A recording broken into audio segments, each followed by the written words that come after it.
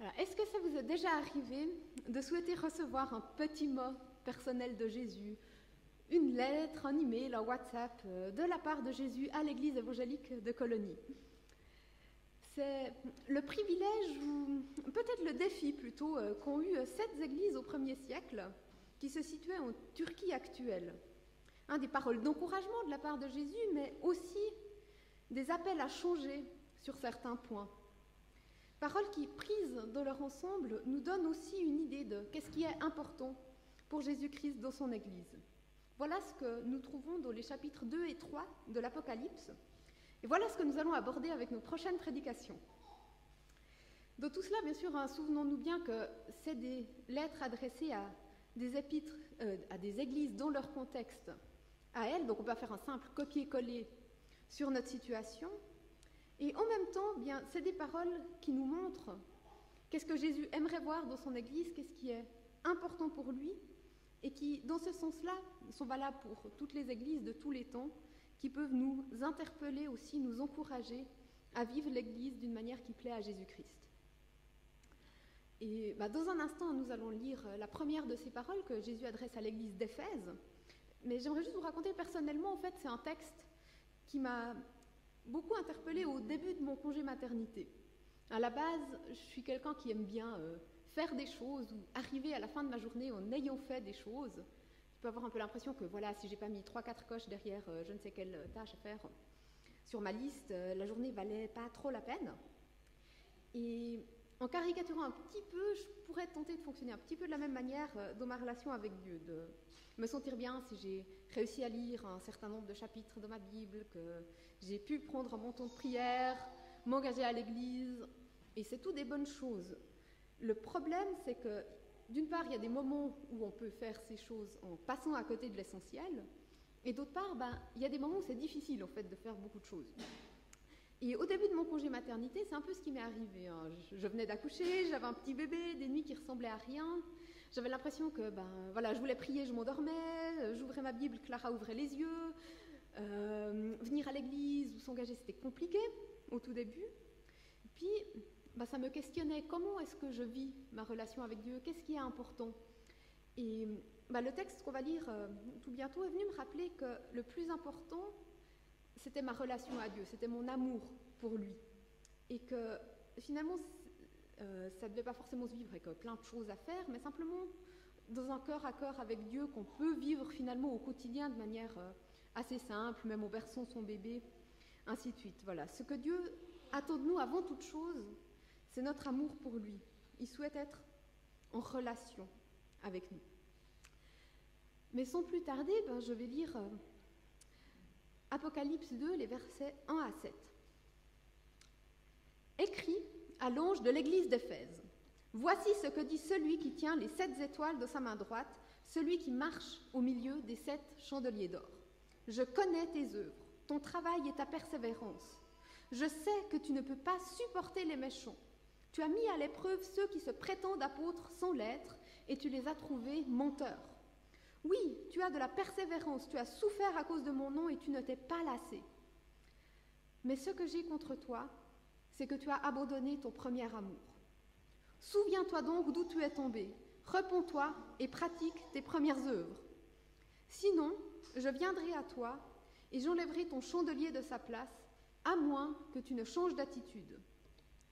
Cependant, tu as ceci pour toi, tu détestes les œuvres des Nicolaïtes, tout comme je les déteste moi aussi. Que celui qui a des oreilles écoute ce que l'Esprit dit aux églises. Au vainqueur, je donnerai à manger du fruit de l'arbre de la vie qui est dans le paradis de Dieu. Voici ce que dit celui qui tient les 7 étoiles de sa main droite et qui marche au milieu des 7 chandeliers d'or. Je connais. Chacune des paroles adressées à ces 7 églises de l'Apocalypse commence par décrire un aspect de Jésus-Christ. Ici, il se présente comme celui qui tient les 7 étoiles de sa main droite et qui marche au milieu des 7 chandeliers d'or. Et à la toute fin du chapitre 1, nous apprenons que les 7 étoiles sont les 7 anges des 7 églises et que les 7 chandeliers d'or sont les 7 églises. Vous allez peut-être me demander qu'est-ce que c'est exactement cette histoire d'anges.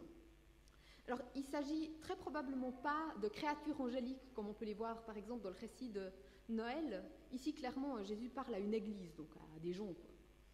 Il s'agit peut-être des responsables de l'église, ou plus probablement simplement d'une forme de personnification de l'attitude dominante de l'église. Normalement, quand une église recevait une lettre au 1er siècle, elle était lue publiquement pendant le culte, donc tous ont dû entendre ces paroles et se sentir interpellés. Donc voici Jésus qui se présente comme celui qui tient les 7 étoiles dans sa main droite et qui marche au milieu des 7 chandeliers d'or. Jésus commence par rappeler sa souveraineté, sa protection et sa présence. Il tient les 7 étoiles dans sa main droite. En définitive, c'est lui qui est au contrôle, qui dirige toutes choses. C'est lui aussi qui protège. Dans l'évangile de Jean, Jésus, en parlant des croyants qui sont là représentés par des brebis, dit « Mes brebis écoutent ma voix, je les connais et elles me suivent. Je leur donne la vie éternelle. Elles ne périront jamais et personne ne pourra les arracher de ma main. » Jésus garde souverainement les siens.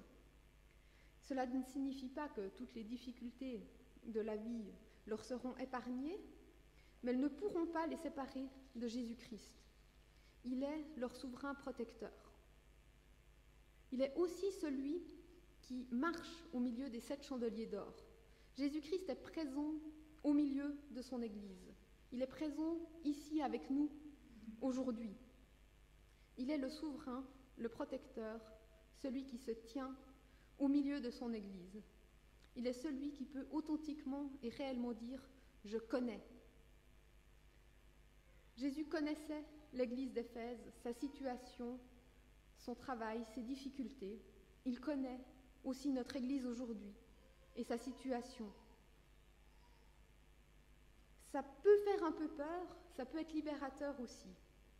Jésus connaît le meilleur et le pire de nous, de moi, de vous, de notre Église. Devant lui, il n'y a pas d'intérêt à prétendre que nous sommes des personnes ou une Église parfaite. Il sait ce qu'il en est. Il le sait mieux que nous-mêmes d'ailleurs. Et comme je disais, pris tout peur, seul, ça peut faire un peu peur. Mais là, je pense qu'il est important de se rappeler que Jésus a tout donné pour nous, qu'il est venu nous chercher, que son amour ne prend pas fin, comme les 2 chants que Fanny nous a proposés ce matin nous rappellent d'ailleurs. Quand Paul écrit aussi à cette église d'Éphèse, en parlant de la relation de Jésus et l'église, il dit « Il, Jésus, s'est donné lui-même pour elle, l'église, afin de la conduire à la sainteté après l'avoir purifiée et lavée par l'eau de la parole, pour faire paraître devant lui cette église glorieuse, sans tache, ni ride, ni rien de semblable, mais sainte et irréprochable. » Dieu, Jésus-Christ, s'est donné lui-même pour l'église. Il a donné sa vie pour chaque personne qui la constitue. Il l'a purifiée, il l'aime. Jésus sait tout de nous, de moi, de vous, de notre Église. Il aime cette Église, il vous aime, vous, il m'aime, moi. Savoir cela nous permet d'être authentiques devant lui. Aucun besoin de prétendre que nous sommes des personnes parfaites, une Église parfaite. Savoir cela nous permet de pouvoir reconnaître ces choses sans nous sentir nuls ou rejetés. Jésus aime son Église, Jésus nous aime chacun, Jésus voudrait apporter des changements aussi. Il aime beaucoup trop son Église pour la laisser telle qu'elle est, il nous aime beaucoup trop en tant que personne pour nous laisser tels que nous sommes. J'ai envie de dire, il dit, il s'est donné lui-même pour l'Église, pour la conduire à la sainteté, pour la conduire à une manière de vivre, d'être, qui plaît à Dieu, qui porte du fruit, qui témoigne. Et c'est dans cette veine-là que se situe la suite du passage que j'ai lu avant. Jésus écrit « Je connais tes œuvres, ton travail et ta persévérance. Je sais que tu ne peux pas supporter les méchants. Tu as mis à l'épreuve ceux qui se prétendent apôtres sans l'être, et tu les as trouvés menteurs. Oui, tu as de la persévérance, tu as souffert à cause de mon nom, et tu ne t'es pas lassé. Mais ce que j'ai contre toi, c'est que tu as abandonné ton premier amour. Souviens-toi donc d'où tu es tombé, repens-toi et pratique tes premières œuvres. Sinon je viendrai à toi et j'enlèverai ton chandelier de sa place, à moins que tu ne changes d'attitude. » L'église d'Éphèse vient de traverser des temps difficiles, et Jésus le sait bien. Il connaît son travail, ou peut-être mieux traduit, il connaît son labeur. Le mot grec désigne souvent un travail difficile, fatigant, accompli souvent dans des situations adverses. Mais les Éphésiens ont su se montrer persévérants. Ils ont porté patiemment, notamment l'hostilité de la société qui les entourait. Si nous voulons avoir une idée un peu de l'ambiance qu'il pouvait y avoir à Éphèse, pouvons lire notamment Acte 19. Éphèse abritait le temple de la déesse Artémis, un édifice mondialement connu à l'époque, très important. Et certains orfèvres gagnaient leur vie en vendant des temples Artémis miniatures. En voyant que les chrétiens affirmaient l'existence d'un seul vrai Dieu, qui n'était pas Artémis, ils se sont sentis menacés. Qu'allait-il arriver de leur business si les gens arrêtaient d'acheter les petits temples d'Artémis miniatures? Ça risquait en plus de diminuer l'importance de la ville et de son temple. Alors un jour, ils ont agité toute la ville, ils se sont précipités au théâtre en traînant des collaborateurs de Paul avec eux, et ils ont passé 2 heures à crier à tue-tête « Grande est l'Artémis des Éphésiens !» Jusqu'à ce qu'un dirigeant de la ville arrive rétablir la paix, parce que ça ressemblait drôlement à une émeute, ce qui n'était pas très bien vu. Mais voilà. Tout ça pour dire que le climat n'était pas très favorable à l'église d'Éphèse. Ils ont été vus comme des gens qui niaient l'héritage spirituel de leur ville, qui freinaient son développement économique, qui cherchaient à diminuer son importance. Mais ils ont tenu bon. Ils ne se sont pas conformés à l'ambiance de la société. Et dans ça, ils peuvent être un exemple pour nous. En plus, l'église d'Éphèse a fait face à des tensions intérieures. Paul les avait avertis en Acte 20 en disant qu'il allait venir des faux enseignants qui chercheraient à égarer l'Église.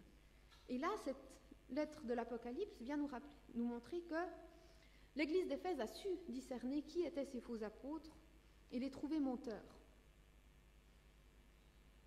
Oui, l'Église d'Éphèse a fait face à des pressions extérieures, à des tensions intérieures, et elle a tenu bon tant bien que mal. Mais elle n'est pas sortie indemne de tout ça.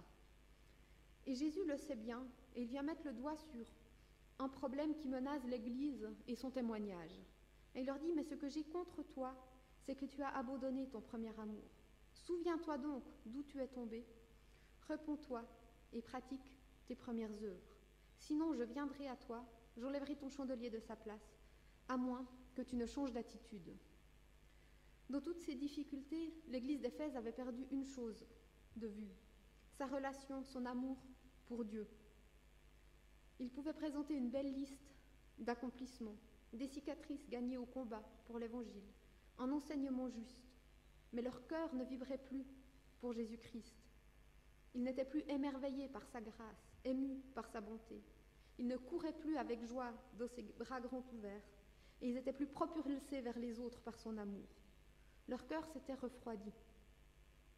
Et Jésus vient leur dire qu'il veut plus que leurs bonnes œuvres, leur persévérance, leur bonne doctrine, même si ces choses sont importantes.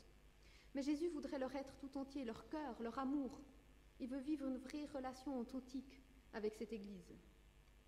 Imaginez un peu un couple où chacun accomplit bien ses tâches, l'appartement est propre, le frigo est plein, la lessive est faite, les fenêtres sont reluisantes, pas une tache. Tout a l'air tip-top en ordre. Mais il n'y a plus d'amour pour habiter cette demeure si bien rangée. Pas de temps passé ensemble, pas d'échange intime, pas d'attention spontanée, pas de vraie relation en définitive.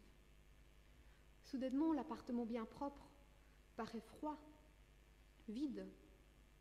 C'est un peu ça qui est arrivé à l'église d'Éphèse. Et Jésus les appelle incessamment à revenir.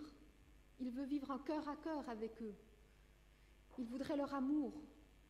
Il les incite à se repentir de la situation actuelle, à se rappeler de comment c'était avant, de pratiquer leurs premières œuvres, celles qui étaient motivées par l'amour pour Dieu et pour leur prochain, à changer d'attitude. Et ça vient nous rappeler de manière très forte que l'amour pour Dieu n'est pas quelque chose d'accessoire dans notre relation à lui, dans notre vie d'église. Ce n'est pas simplement un joli plus, mais c'est quelque chose de fondamental, d'essentiel. Dieu est dans un certain sens plus intéressé à notre cœur qu'à nos mains, si je puis dire. Même si je suis convaincue qu'un vrai amour pour lui ne restera jamais stériles, plus encore que ce sont les choses accomplies par amour qui auront une vraie portée.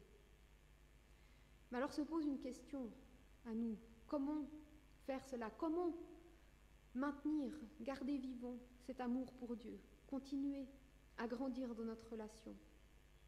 Notre texte, je pense, contient un élément important par rapport à ça. Il dit « souviens-toi ».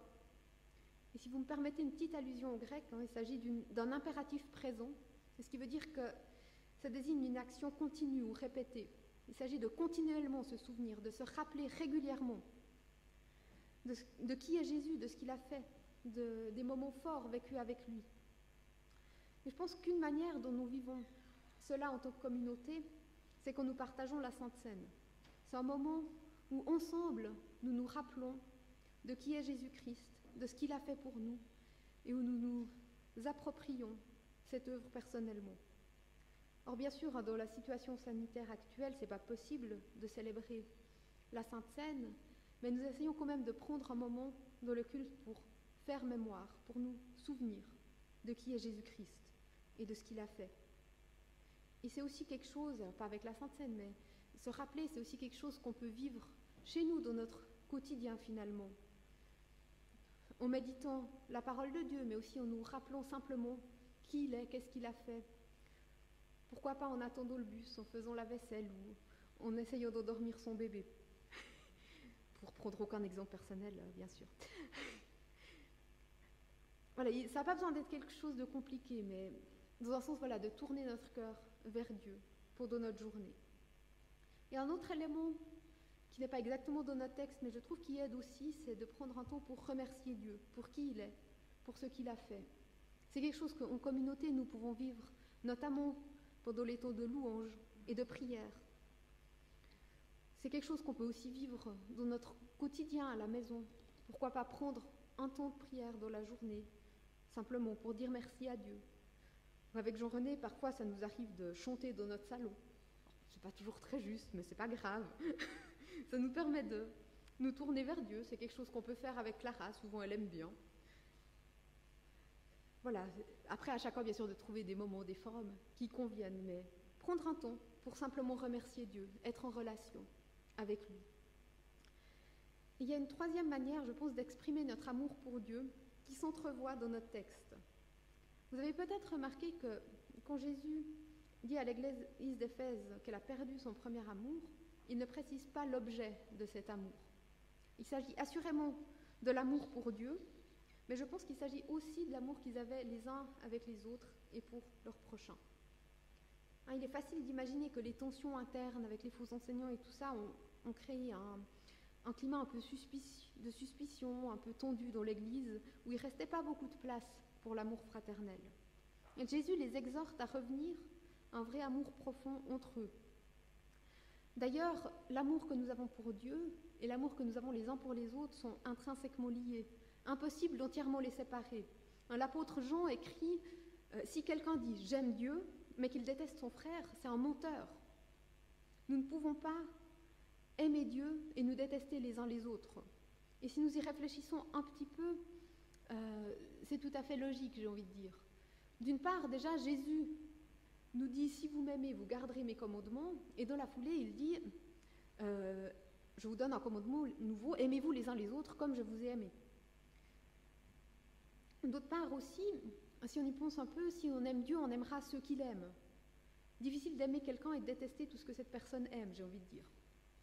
Et si nous réalisons que Dieu nous aime, qu'il aime chacun d'entre vous, qu'il a donné sa vie pour vous, pour moi, comment vous détester, nous détester les uns les autres? Comment détester celui que mon Sauveur bien-aimé a sauvé? Comment détester celui que Dieu a créé? Si nous aimons Dieu, nous aimerons ceux qu'il aime. Pas parfaitement, parce que sur cette terre, nous restons des êtres humains faillibles, mais nous les aimerons réellement quand même. Et je pense que Dieu nous aidera aussi à grandir dans notre amour par son esprit.